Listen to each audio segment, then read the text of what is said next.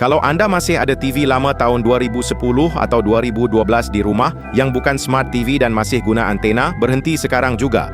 Anda tak perlu beli alat-alat kecil yang selalu hang dan hampir tak berguna untuk tukar TV anda jadi smart. Buat je cara yang saya nak tunjuk ni. Pertama, periksa ada tak port USB di belakang TV anda, sebab semua rahsia tersembunyi kat situ. Port ni bukan untuk sambung pendrive je, macam yang ramai orang sangka.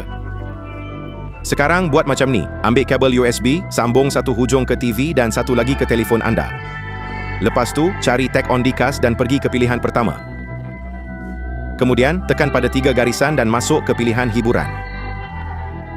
Kat situ, anda cuma perlu akses pilihan cara tukar TV lama anda jadi smart.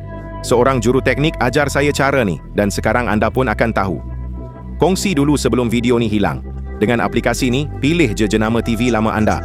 Punya saya Samsung, tapi app ni ada hampir semua jenama lama. Lepas pilih, klik kotak kebenaran, pilih, benarkan main balik dan sahkan. Benarkan sekali lagi. Sekarang biar je telefon tersambung. Dalam masa beberapa saat, sistem akan mula dan siap. Anda baru je tukar TV lama, anda jadi Smart TV. Betul tu kawan-kawan, berfungsi dengan sempurna, lancar, tak hang dan boleh guna pada hampir semua model.